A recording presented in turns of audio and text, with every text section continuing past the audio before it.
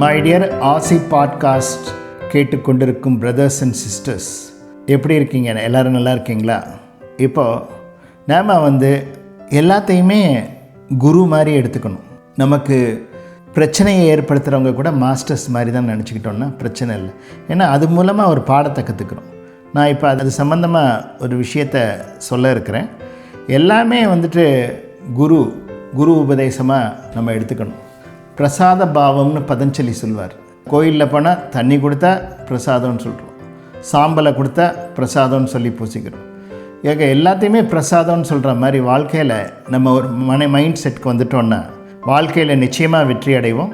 எல்லாத்தையுமே குருவாக எடுத்துக்கிறதுனா எப்படி எடுத்துக்கிறது? எல்லாத்தையுமே என்ன நாய் பூனை எல்லாத்தையுமே குருவாக எடுத்துக்க முடியுமா அப்படின்னு கேட்டால் அப்படி தத்தாத்திரேயர் அப்படி தான் எடுத்துக்கிட்டார். அவருக்கு 24 குருமார்கள். பொறுமையை பாம்புக்கிட்ட இருந்து மலைப்பாம்புக்கிட்ட இருந்து கற்றுக்கிட்டேன் அப்படின்றார். 6 மாதம் கூட சாப்பிடாமல் இருக்கும். நீண்ட பெரிய மலைப்பாம்பு அப்படியே புலி சீரிப்பாயிற புலியை கொஞ்ச நேரத்தில் சுருட்டி போட்டு முழுங்கிடும். அப்படியே வானத்தில் பறக்கக்கூடிய பெரிய பறவைகள்லாம் சர்ன்னு மேலே போய் இழுத்துட்டு வந்துடும்.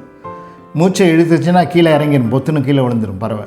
அந்த மாதிரி பார்க்கும்போது அந்த பாம்பு சாப்பிட்டு அப்படியே ரொம்ப நாள் வெயிட் பண்ணும். சில நேரத்தில் பொறுமையாக இருக்கும், அதுக்கான இறை வித்து வர வரையிலும். அந்த மாதிரி நம்மளும் சில நேரத்தில் பொறுமையாக இருக்கணும். அப்படி இப்போ காகத்துக்கிட்ட இருந்து எப்படி பற்றுலேருந்து விடுபடுறது, அட்டாச்மெண்ட்லேருந்து எப்படி டிஸ்பேஷனை உருவாக்குறது அப்படின்றத காகத்துக்கிட்ட இருந்து கற்றுக்கிட்டேன்றாரு. பல விஷயங்கள் அப்படி சொல்லிக்கிட்டே போகிறாரு தத்தாத்திரேயர்.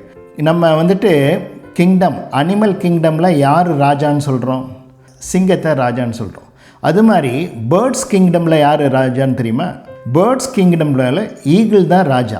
ஈகிள் மைண்ட் செட்னு ஒரு இது இருக்குது. ஃபாரினில் கூட இப்போ அது மாதிரி கிளாஸில் நடத்துகிறாங்க.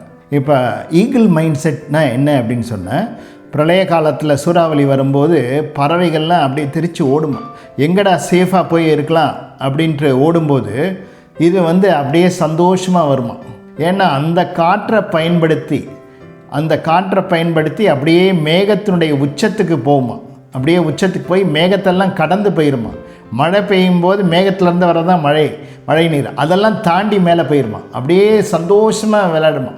இந்த மாதிரி பிரச்சனைகள் வருகின்ற போது பயந்து ஓடாமல் நம்ம வாழ்க்கையில் ஒரு வலிமையை சேர்த்து கொள்கின்ற போது வாழ்க்கையில் பிரச்சனைகள் நம்மளை பார்த்து ஓடும். கழுகுக்கு இன்னொரு சிறப்பு என்ன என்று பார்க்கும்போது 5 கிலோமீட்டர் ஹைட்டில் இருந்துக்கிட்டு தன்னுடைய இறை எதுன்றதை பார்த்துருமா. 5 கிலோமீட்டர்ஸ்க்கு தள்ளி இருந்துக்கிட்டு பார்த்துட்டு கரெக்டாக ஃபோக்கஸ் பண்ணி அதை ஸ்ட்ராட்டஜி எடுத்து அது எது கோழியாக இருந்தாலும் யாராக இருந்தாலும் அப்படியே டக்குன்னு அதை காலில் பாம்பே கூட தூக்கிட்டு போயிடும். சின்ன குழந்தைங்களை கூட பாதத்தால் அப்படியே தூக்கிடும் மேலே. அதை அவ்வளவு அட்டென்ஷனோடு அது பண்ணும். அது ஃபோக்கஸாக இருக்கும்னு சொல்லுவாங்க. அந்த பார்வை நம்ம நம்முடைய இலக்கு எது, அதை எப்படி அடையிறது, அதுக்கு என்ன ஸ்ட்ராட்டஜி வச்சுருக்கோம் அப்படின்றதில் நமக்கு ஒரு பார்வை வேண்டும். அதை கழுகுகிட்ட இருந்து கற்றுக்கணும். கம்ஃபர்ட் ஜோனில் இருந்துக்கிட்டே இருந்தால் நம்ம வாழ்க்கையில் வெற்றி அடைய முடியாது. கழுகு அதை தன்னுடைய குழந்தைக்கு அது ஆரம்பத்திலே அதை ஊட்டி வளர்க்குமா. எப்படி அப்படின்னு பார்த்தா, முட்டையை ஒரு பாதுகாப்பான இடத்துல வச்சு அங்கே நிறையா புல்லெல்லாம் போட்டு அந்த முட்டையிலேருந்து குஞ்சு வந்ததுக்கப்புறம் அங்கே இருக்கக்கூடிய அந்த புற்களை எல்லாம் புல்லை தூக்கி கீழே போடுமா. அது தடுமாறி நிற்குமா. அதுக்கு சொகுசான வாழ்க்கை கிடையாது. ஆரம்பத்திலே நீ வானத்திலே வட்டமிட பிறந்தவன், நீ உலகம் முழுவதும் உன்னுடைய சரணாலயம், நீ இந்த இடத்துக்குள்ள அப்படியே கம்ஃபர்ட் ஜோனில் முடங்கி கிடக்கக்கூடாது அப்படின்றதுக்காக பண்ணும். அது மாதிரி தான் நம்ம யாராவது நமக்கு பிரச்சனையை கொடுக்கும்போது நான் சொன்னேன், குருமார்களாக அவங்களை எடுத்துக்கணும். நம்ம கம்ஃபர்ட் ஜோனில் இருக்க நினைக்கிறோம், அதை அவர் டிஸ்டர்ப் பண்ணுறாரு. அதை டிஸ்டர்ப் பண்ணுற போது நம்மளால் பொறுக்க முடியாமல் சண்டைக்கு போகிறோம். அந்த மாதிரி இல்லாமல் இயற்கை எதையோ எனக்கு உணர்த்துது இங்கே, அப்படி நம்ம அந்த பார்வை நமக்கு வரணும். அந்த மாதிரி பார்வை நம்ம இருக்கும்போது நம்முடைய வாழ்க்கையிலே நாம் ராஜா தான். அப்புறம் நம்ம பேர்ட்ஸ் கிங்டமில் எப்படி கழுகு ராஜாவோ, அனிமல் கிங்டமில் எப்படி சிங்கம் ராஜாவோ, நம்ம செழுமைப்படுத்தி கொள்ளும்போது, நம்முடைய உள்ளத்தை பலப்படுத்தி கொள்ளும்போது, சக்தி மிக்க ஆற்றல் மிக்க எண்ணங்களை நாம் வளர்த்து கொள்ளும்போது, புத்தி பலம் அதிகரிக்கும் போது நம்மளை வேற யாருமே நம்மளை எதுவும் கெடுக்க முடியாது. பெரிய சூறாவளியில் எப்படி சந்தோஷமாக அந்த காற்றை அனுபவித்து சந்தோஷமாக மேகக்கூட்டங்களை எல்லாம் தாண்டி கழுகு பறக்கிறதோ, அது மாதிரி பிரச்சனை என்ற சூறாவளி வரும்போது வரும்போது அந்த சந்தர்ப்பத்தை பயன்படுத்தி கொண்டு உள் வளர்ச்சி நாம் அடைந்து விடுவோம். மேற்கொண்டு நாம் வளர ஆரம்பித்து விடுவோம். பிரச்சனைகளை பார்த்து பயந்து ஓடும்போது அது பின்னாடி நம்மளை தாக்கிரும். நம்மளை விட பலம் குறைந்தவர்கள் பின்னாடி எதையாவது வச்சு நம்மளை வச்சு அடிக்க முடியும். அந்த மாதிரி நம்ம வாழ்க்கையில் எஸ்கேபிஸ்டாக இருக்கும்போது நம்மளை பின்னாடி அது தாக்கிடுது. நம்ம வாழ்க்கையை எதிர்நோக்க தயாராகும் போது நம்முடைய வாழ்க்கையிலே வளர்ச்சி என்பது, வாழ்க்கையில் என்ஹான்ஸ்மெண்ட்ன்றது தவிர்க்க முடியாத ஒன்றாகிறது.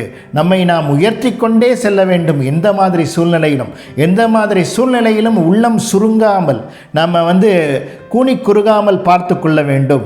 ஆரோக்கியம் மிக்கவர்களாக இருப்பதற்கு முக்கிய காரணமாக இருப்பது நம்முடைய உள்ளம்தான்.